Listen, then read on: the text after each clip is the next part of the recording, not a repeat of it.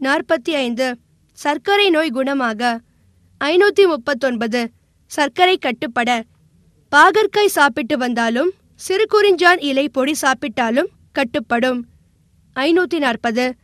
சர்க்கரை வியாதிக்காரர்கள் மஞ்சளையும் அம்லா பவுடருடன் பாலில் பருகி வர மிகுந்த பலன் அளிக்கும். 541. சர்க்கரை வியாதி உள்ளவர்கள் கால்களுக்கு இறுக்கமான செருப்பு அணிதல் கூடாது. 542.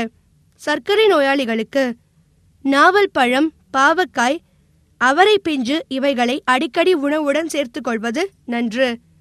543. சர்க்கரை நோய் தீர அத்திப்பால், வெண்ணெய் கலந்து சாப்பிட வேண்டும். 544. சர்க்கரை வியாதி குணமாக. தினசரி 5 ஆவாரம்பூ மென்று சாப்பிட்டு வரலாம். 545. சர்க்கரை நோய் கட்டுப்பட கோவை பழம் தினசரி 1 சாப்பிடவும். 546.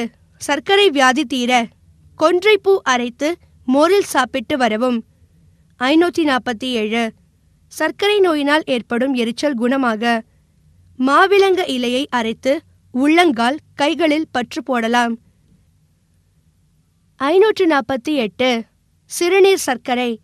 பாகல் இலை சாறு 50 மில்லி வாரம் 1 நாள் சாப்பிட்டு வர குறையும். 549. உப்பு சத்து சரியாக. கரிசலாங்கண்ணி பொடி, வேப்பிலை பொடி, துளசி பொடி, கீழா நெல்லி பொடி கலந்து 1 ஸ்பூன் காலை மாலை சாப்பிடவும்.